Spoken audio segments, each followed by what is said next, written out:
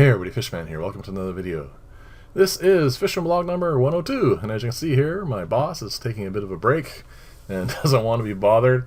Whenever I open a box, of course, cats, they like to climb in them and curl up. It doesn't seem comfortable, but he is quite happy in there.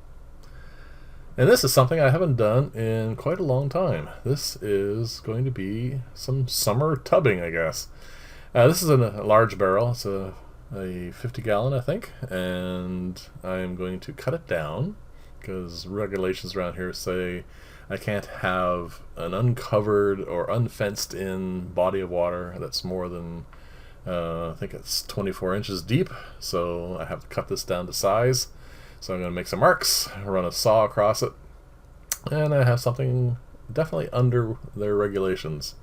So this is going to, first off, start out by, I'm going to put some algae in here and some Daphnia and get that going. And then, of course, I'm going to switch over to putting some fish in there, although I have no idea what I want to put in there. Leave some suggestions if you have an idea on that. And this is obviously a Hydra. Not sure where it came from. I haven't seen one in any of my tanks since I had that infestation because of that product I put in there.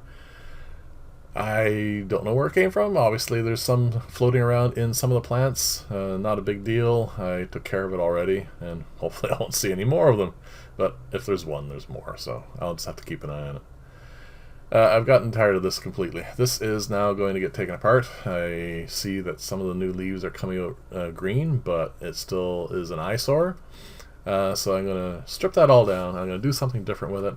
I'm going to obviously keep the acrylic structure. I'm just going to put something different in it. Probably some immersed plants, like properly immersed, not just using like Java fern and stuff. But I'll have to wait and see. I mean, it needs work. It needs to be done. Something has to happen with it because it looks terrible. Love these guys. They're just doing so well. The next generation, if you look near the top, is coming out. The population is stable and doing well. I'm very happy with it.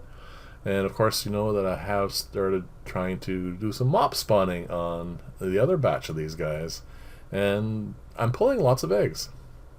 I think about, well, once a week. I was going to say once or twice a week, but usually it just ends up being once a week because I get really busy doing other things. Lots of work that needs to be done. So I don't often have time to do it more than once. And I'm pulling about 5-6 eggs at a time, which means they're probably, some of them are getting eaten by shrimp or scuds that are in there, but that's fine. That's 5 or 6 a week is plenty. I have switched over to trying to hatch them a different way. I was putting them in little plastic containers and changing the water on them daily. But if I miss a day, I notice it gets a little smelly in there, and I've had a couple of quite well developed eggs just go soft and die. So I put them all in here, and every new egg I pull goes in here as well. And I'm just going to let this go, and the water's stable, tank's clean. There's enough flow in here to keep this from having any issues with any sort of, fungal buildup or anything like that. So I'm just going to wait and see how this turns out. I don't expect any issues with it. It's, like I said, it's nice stable water, so I'm going to keep this way and see how it all turns out. Now this tank has been, well, originally designated for the zebra Daniel fry, which are going to be coming up here shortly, and they're doing really, really well.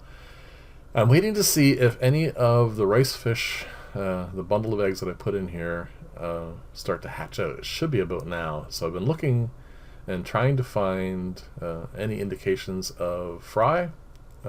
So far, nothing, but I'm going to give it another week, and then if still nothing, I am going to put the zebra Daniel fry in here and get them growing, because I need to clean that tank out and get it ready for the next spawning of those, or the leopard Daniels, I'm not sure which. Now you can see that's a subwasser tang, and remember I had one that was growing out differently because it was in much more shaded, and I was wondering, put them side by side to see if the leaves will change, and as it's growing, the new leaves are growing in more dense, so it's just definitely some sort of light thing. So not exactly a surprise, but it's always nice to verify these things. And this is where the platies are going to go.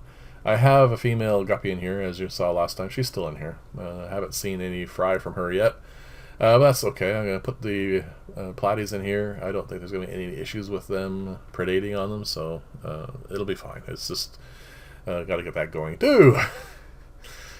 This tank is doing really, really well. Unfortunately, I need to prune, or divide, I guess I should say, that ball of Java moss. It's getting too big. But there's most likely a fair number of ricefish eggs in there, and possibly fry, and of course shrimplets from these guys, which are also doing really well.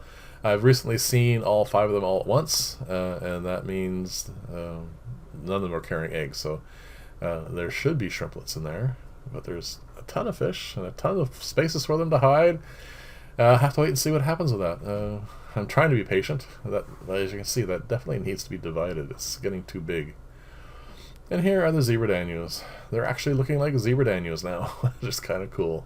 They grow much faster than any of the other fish. I remember I told you I was breeding Boismandi rainbows. They're going to surpass them in a much shorter period of time. So these need to get out of here, not for space, because they have tons of space in here.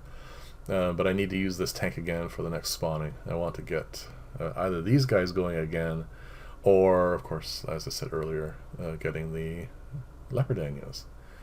Now this tank is the one that I just cleaned out recently for the 100 vlog, and since I cleaned it out and got all the plants out of here and created 2 definite territories, these guys have started pairing off more. This is a lovely male, and the female's just as gorgeous, and she's under there. I was just sitting here for probably a better part of a minute waiting for him to get his butt out of the way, but he did not. So she's in there doing her thing, and they definitely have eggs, just by their behavior alone. This pair over here may or may not. I mean, you can see her doing some fanning there, but I can't quite get the angle to have a look to see if there's actually anything in there. So it'll be what it'll be, and if I get some eggs, or fry swimming around, I'll definitely show you guys. Very happy with this. It's not quite cycled yet, but you can see there's lots of humidity in the, well, the important part, the chamber for growing the immersed plants. So that's going to come up at the end of the video, actually. And it's flowing really well. There's less foam now in the tank, so that means it's getting near to where it needs to be. The fish are all fine, of course. So I'm going to do another water change on this, and then it should be good to go. I mean, there's nothing really that could I hate saying these things. There's nothing that could go wrong with this, which means I should probably knock on wood or something, but they're a very reliable style of filter. So thank you very much for watching. Definitely leave comments, let me know what you think of everything, and of course any kinds of projects, hints, suggestions, whatever you like, and I will see you in the next video, and bye for now.